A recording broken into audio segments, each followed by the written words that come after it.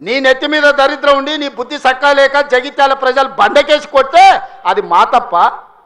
ఎమ్మెల్యేలకు బండకేసి కొడితే ఎంబడే ఎంపీ టికెట్ ఇస్తే బొంద పెట్టిరు వాళ్ళు, అది మా తప్ప, పార్టీ తప్ప? ఏం తక్కువ చేసింది నీకు పార్టీ? ఒక్క ఏడాది నిన్ను నమ్ముకున్న కార్యకర్తల కోసం ఓపిక పట్టవా? అలాంటి నువ్వు దుర్మార్గుడు శత్రు సంకలు చేరి వాళ్ళ సంక నాక్కుంటూ ఇవాళ ప్రజాపాలన పోవాలి అని అంటావా నువ్వు? ఇదా నీ బుద్ధి, నీ నీతి? నేను ఇవాళ ఈ వేదిక మీద నుంచి పాపాల బైరోడు ఎందుకు రావాలన్నా నేను అడగదలుచుకున్నా. నేరెళ్ళ దళితులను ఇసుక లారీల కింద తొక్కించినందుకు పాపాల బైరోడు రావాలా? ఖమ్మం జిల్లాలో గిట్టుబాటు ధర అడిగిన గిరిజన బిడ్డలకు బేడీలు వేసి నడి బజార్లో నడిపించినందుకు పాపాల బైరోడు అధికారంలోకి రావాలనా? గ్రూప్ 1 పరీక్షలలో పరీక్షా పత్రాలను జిరాక్స్ సెంటర్లలో పల్లి బఠానీలలా కమ్మి లక్షలాది మంది నిరుద్యోగ యువకుల ఉసురు కొట్టుకున్నందుకు పాపాల బైరోడు రావాలనా? పండించిన పంట కొనుగోలు చేయక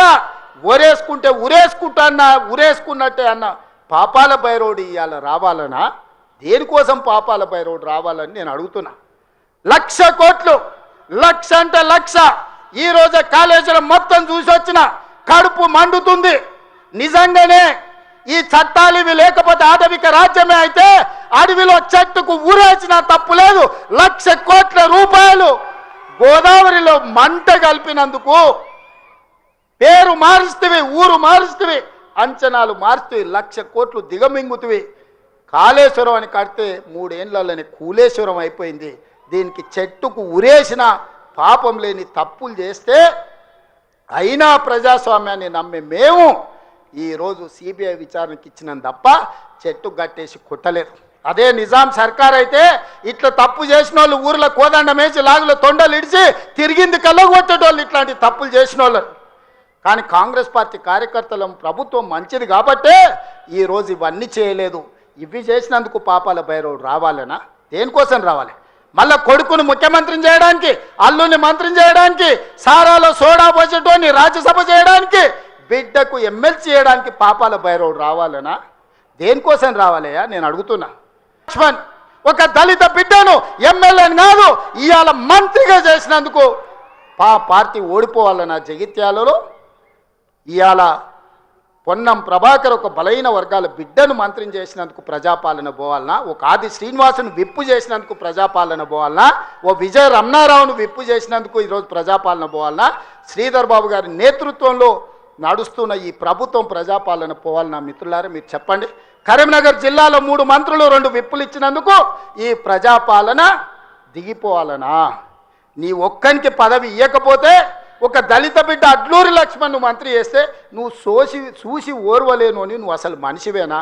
గింత అసూయ, గింత ద్వేషం ఎవరికైనా ఉంటుందా కడుపులా?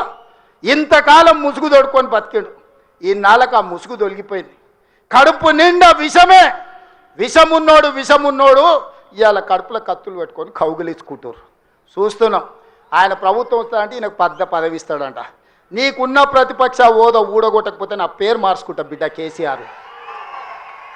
2023లో నిన్ను ఓడగొట్టిన, 2024లో నీకు గుండు సున్నా ఇచ్చిన, సర్పంచ్ ఎలక్షన్లో పాతరేసిన, మున్సిపల్ ఎన్నికల్లో ఉప్పు పాతరేసిన, జూబ్లీ హిల్స్ కంటోన్మెంట్లో నీకు గోరి కట్టిన, వచ్చేసారి ఆ గోరి మీద మా కాంగ్రెస్ పార్టీ కార్యకర్తలు జెండా ఎగరేస్తారు.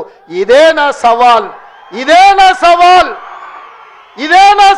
కాంగ్రెస్ పార్టీ కార్యకర్తల తరఫున. చూసుకుందాం కేసీఆర్, నువ్వు నేను వచ్చే ఎన్నికల్లో నువ్వా నేనా? ప్రజాపాలన పాపాల బైరవుడా?